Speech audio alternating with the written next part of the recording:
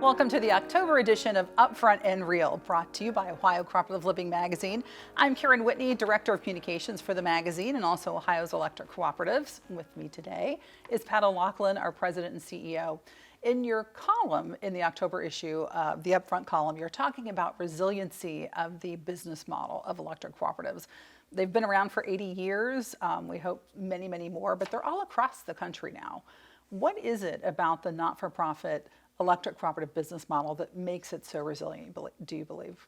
Yeah, well, I think like a lot of things, it's more than one thing. It's a few things. Number one, we've got a relatively straightforward mission. Originally, it was to make sure that we brought electricity to people that didn't have it, but today it's more focused on maintaining a reliable and affordable supply of electricity to our members. And so that helps to be focused on that mission. Mm-hmm. Secondly, we grew up within the communities that we serve. We were founded there. We're governed by local members. Most of the employees all live within the community. So we are really rooted in the communities that we serve. So that keeps us in touch with the values of that community and helps us grow and adapt and change as the community changes. And then the final thing is, from the very beginning, cooperatives adopted a set of guiding principles that have helped us govern through changing times and circumstances. And the most powerful one of those has been the democratic control of the membership over the cooperative. Because we don't get everything right, and sometimes we don't keep up with the changes that are happening, but because we provide such an essential service, when things aren't going so well, guess what? Our members notice and they let us know. And that democratic process continually refreshes our views and our thoughts and our actions to make sure that we're in touch with our mission, in touch with our principles, and in touch with our community. They're really being run by the people, it sounds like. That's who's in control at the end of the day, yes. Keeps it fresh. It keeps it fresh and it keeps it in touch.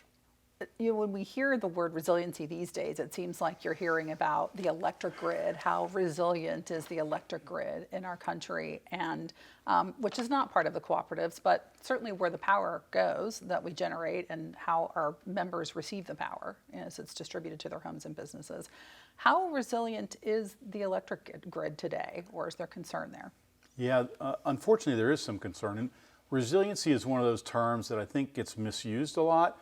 Sometimes people talk about that meaning, oh, okay, to be resilient, you got to be renewable, or you've got to not use fossil fuels. The reality is to be resilient means that you can endure difficult circumstances and bounce back, which usually means that you can rely on a variety of sources. You're not just dependent on one thing to make it go. And what we've seen happen over the last several years to our electric grid is we've actually become less resilient because we've reduced the diversity of fuel sources that we have available. We've kind of put in a lot of eggs in the basket of natural gas for a while and now renewables, and we've gotten away from having the controllable sources and diverse sources that we've relied on in the past. So if one thing goes wrong, it has a bigger impact than maybe it did 10 or 15 years ago. So it's gotten a little less resilient, and unfortunately it's still trending that direction. And it certainly impacts the cooperatives here in Ohio, or really across the country.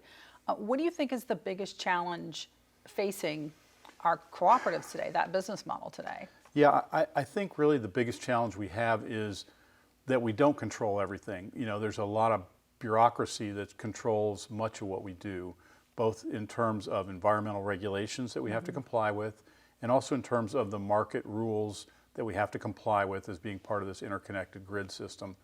And both of those have gone in a direction that has favored renewables over resiliency in a lot of ways. And that trade-off is starting to hurt us. We've gotten some incremental environmental improvements, but it's come at a pretty significant cost, both in reliability and affordability. And unfortunately, we're still trending what I believe to be sort of the wrong direction in that. And we've got to regain some balance between environmental improvements, which we can make, and reliability and cost effectiveness. At the end of the day, our members expect us to come up with practical solutions to problems. Regulations and bureaucracy often don't allow us to do the practical things that we think we need to do. You sort of answered this question, but it almost sounds like the direction we're going, people have to choose between environmental or reliable, resilient. Do you feel that they have to choose, or is there something that brings Well, balance? there's always some trade-offs, right? And I don't think it's a this or that type of question. It's more of this and that, and really trying to strike the right balance between how much of this and how much of that. We continue to make environmental improvements. We will continue to make environmental improvements, and that's great. But we got to do it at a pace that we can maintain a reliable electric system, because once we break that, then we've kind of broken the whole value proposition. And then the other thing we always got to be mindful of is affordability.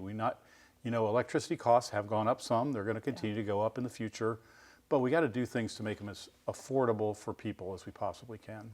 And those things sometimes are in conflict, and we have to try to balance it. Okay, last question. If you can peer into the future, how do we make sure, 80 plus years from now, that the business model for cooperatives is still just as resilient then as it is right now? It's a great question. And I think a lot of the answer to that question is looking at where we've come from. And it's sort of the same thing. It's staying focused on our mission, staying rooted in our local community, and staying true to the principles that have guided us through the last 80 years, because I think they've shown that they're enduring through changing times and changing circumstances. And it lets us refresh and renew our cooperative as times change. Okay, all right, very well said. Yeah, balance sounds like a key there.